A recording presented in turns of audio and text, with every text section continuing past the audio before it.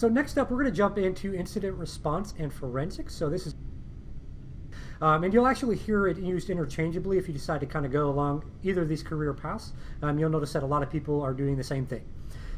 So incident response and forensics, and yes, that is my cat, by the way. I'm a cat lover. I love dogs, and all animals do. But anyways, digressing again. Oh, that's actually your cat. That is actually my world famous cat. Her name is Snowflake. That is fantastic. Yes, I didn't know that. Yes, so she finally got to star in a video, so she's officially a movie star. So good deal.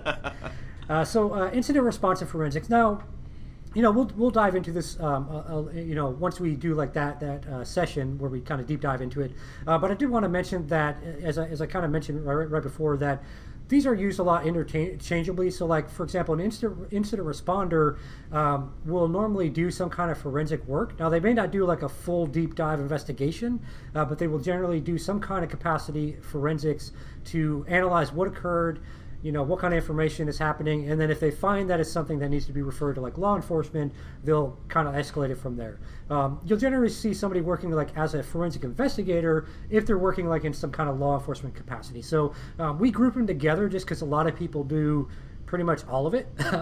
But if you want to deep dive into any of these, if you want to kind of a career path off, forensics is more so, forensic investigators more so if you're going to actually work in law enforcement or with law enforcement, and then like incident response is your more generalized private sector, individual. So we'll kind of talk about like the typical day and that sort of stuff.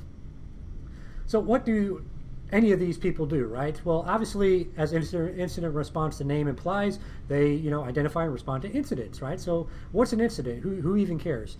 Well, basically, that's anything that may be abnormal, right? So it's generally going to be some kind of a breach, but it could be something else, right? It could be like, let's say Joe decides that he wants to work at Disneyland and not Cybrary, and so he takes this PowerPoint slide to Disneyland. Well, that's technically an incident, right? Because Joe's taken that PowerPoint presentation with my cat on it to Disneyland, and I might be cool with him using the picture of my cat, but we're not cool with him using like this to present to Mickey Mouse. Proprietary right? work data. Exactly, right? So that would be an incident. So it's not necessarily, well, that would probably be, that could be a borderline criminal act, but that's not necessarily something as dramatic as, like somebody hacking your systems, but it's still an incident. So incident could be a lot of different things. So basically what a incident responder or even a forensic investigator does is they're going to follow some kind of a standard process, right? So it could be a process, set forth by like a law enforcement agency. So like as a forensic investigator, hey, we have to collect, data in this certain way. It could also just be a process, implied by the organization, like, hey, this is how we do it. It could also be something, bound by like laws or regulations, like if you want this admissible in a court of law, whether it's civil or criminal, then you have to do these things a certain way. So a lot of different processes that we could follow, and it's really dependent upon your organization as well as kind of what you're doing and different laws and regulations that might be applicable in your jurisdiction. Now that being said, and I'll mention this again when we kind of deep dive into the subject next week, I believe we do it.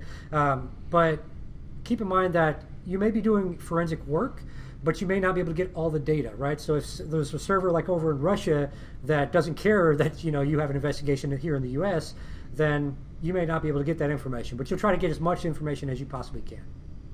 A lot of this is going to, it allows you to determine kind of the severity of the incident, right? So is it something minor, like Joe took my cat photo and put it on his own PowerPoint slide, or is it something major, like somebody, yeah, he's probably doing that right now as I speak.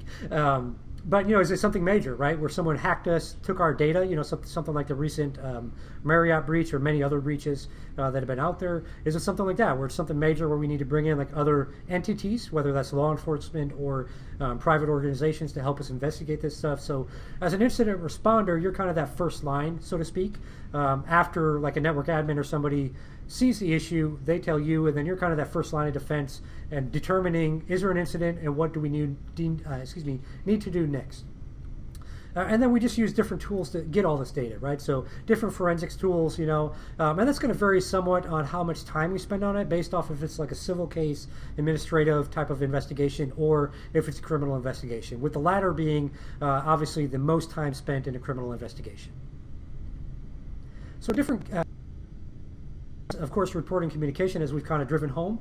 So by the end of this presentation, you should have at least reporting and communication memorized as the main things to take away. And then you have to have a good foundational knowledge in like different networking concepts and protocols. So again, a good kind of next step from network engineer would be to go into like incident response. You need that good foundational knowledge of computer networking as well as like operating systems. So you kind of need that first level knowledge. It's kind of challenging to go directly into incident response. However, we do have a career path for it, and we'll talk about that a little later. You also want to have knowledge of different like cyber threats and vulnerabilities. So as you may or may not know, just looking at the news, you can see that there's different data breaches and stuff like that going on all the time. That just means, what you should take away from that is that there's a lot of different cyber threats going on all the time. Some of them are the same, we just never really fix them, but a lot of them are changing all the time. And so as an incident responder or forensic investigator, you have to be abreast of the current trends in the industry. As I mentioned already, laws and regulations that you may need to follow based on your jurisdiction and also based on your organization. And then the number one thing with forensics and incident response is always preserving the evidence, right? So we don't want to like get some information from our server log and then delete it. That's kind of pointless, right? Like just because we had seen it doesn't mean that it may not be used in a later investigation.